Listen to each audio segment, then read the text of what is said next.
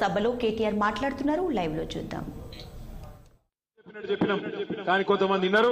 హైదరాబాద్ వాళ్ళు తిన్నారు అనుకో, బయట ఇల్లే వినకపోతే ఏమైంది? ఇవాళ కరెంటు కూడా పోయే పరిస్థితి.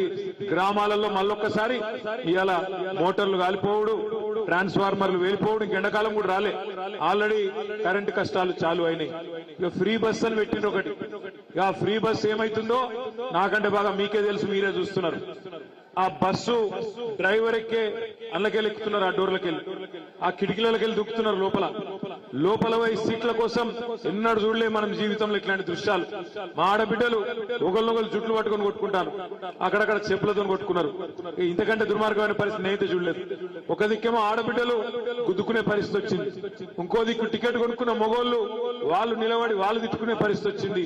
బయటనేమో 6.5 లక్షల మంది ఆటో డ్రైవర్లు రెక్కాడితే గాని రెక్కాడనోళ్ళు వాళ్ళు తిట్టుకుంటా ఉన్నారు. మార్పు అని ఓటేసినాం, మా కొంపనే ముంచుకున్నాడు ఈయన అని చెప్పి ఆయన వాళ్ళు తిరుగుతా ఉన్నారు. నేను నిన్న కుత్బులాపూర్ నియోజకవర్గానికి పోయినా. షాపూర్ లో ఒక మార్కెట్ ఉంటే ఆ మార్కెట్ లకు పోయినా. ఒక పెద్ద మనిషి కలిసింది నాకు, సులోచనమ్మ అని. ఆమె ఒకటే చెప్పింది, కొడుక మేమైతే హైదరాబాద్ లో మంచిగా ఆలోచన చేసి ఓట్లేసినాం, ఊర్లలోనే మోసపోయినరు, తినే పల్లెంలా ఆయనతో మన్ను పోసుకున్నారని చెప్పి ఆ పెద్దమ్మ చెప్తుంటే ఇవాళ నాకు ఊర్లలో అనుకుంటున్న మాటలు కూడా నిజమే అనిపిస్తా ఉన్నది. పెద్ద మాటలు చెప్పిండ్రు. మేము ఇది చేస్తాం అది చేస్తాం, కేసీఆర్ 10,000 ఇస్తే మేము 15,000 ఇస్తాం, కేసీఆర్ 2,000 పెన్షన్ ఇస్తే మేము 4,000 ఇస్తాం, ఆడబిడ్డలందరికీ నెలకు ప్రతి ఒక్క మహిళకు 2,500 ఇస్తాం అని చెప్పి నోటికొచ్చిన మాటలు చెప్పి మొన్న సెక్రటేరియట్ పోయి ముఖ్యమంత్రి గారు మాట్లాడుతున్నాడు. ఎంత సిగ్గుచేటు ఒకసారి ఆలోచన చేయండి. ఆయన అంటాడు అక్కడ పోయి, మేమేదో ఇక్కడ లంకె బిందెలు ఉన్నాయనుకొని వచ్చినాం, ఇక్కడ లంకె బిందెలు లేవు, ఖాళీ కుండలు ఉన్నాయంటున్నాడు. మరి ఆయన ఇదివరకు ఏం చేస్తున్నారో నాకైతే తెలియదు. లంకె బిందెల కోసం ఎవరు తిరుగుతారు? గడ్డపారలు పట్టుకొని, తటపారలు పట్టుకొని, నెత్తి మీదకి వెళ్ళి తువ్వాల కప్పుకొని అర్ధరాత్రి దొంగలు తిరుగుతారు లంక బిందెల కోసం. ఏడ తిరుగుతారు? పాడుబడ్డ కోటలల్లా, పాడుబడ్డ దేవాలయాలల్లా, పాడుబడ్డ గడిలల్లా అర్ధరాత్రి దొంగలు వల్ల తిరుగుతారు. మరి ఈయన ఇదివరకు ఏం చేస్తున్నారో నాకైతే తెలియదు. పాత అలవాట్లు ఊతలేనట్టున్నాయి. ఇంకా లంక బిందెలు ఉన్నాయనుకొని వచ్చిన ఖాళీ కుండలున్నాయి.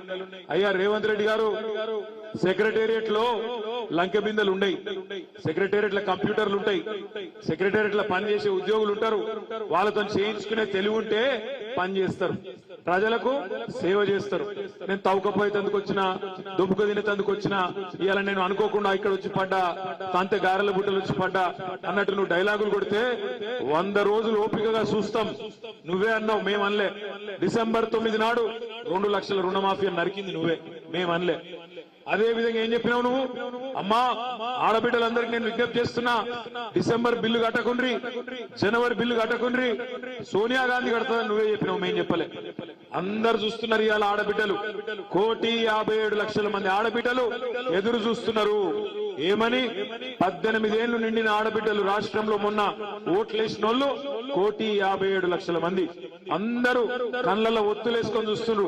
ఎప్పుడు స్టార్ట్ అవుతుంది నెలకు 2,500 ఇచ్చే కార్యక్రమం మహాలక్ష్మి అని ఎదురు చూస్తా ఉన్నారు. ఇంటింటికి 200 యూనిట్లు ఫ్రీ అన్నావు, మళ్ళీ అందులో కూడా కటింగ్లు పెడతా అంటే ఊకునేందుకు ప్రజలు సిద్ధంగా లేరు. రైతులు ఎదురు చూస్తున్నారు 2 లక్షల రుణమాఫీ ఎప్పుడైతుందని. మేము కూడా 100 రోజులు ఓపికగా ఉంటాం. మార్చి 17 నాడు 100 రోజులు నిండుతాయి. మార్చి 17 తర్వాత 100 రోజుల్లో నువ్వు ఇచ్చిన 420 హామీలు నిలబెట్టుకోకపోతే కాంగ్రెస్ పార్టీకి బొంద దవ్వుడు స్టార్ట్ చేస్తాం. తప్పకుండా బొందలోనే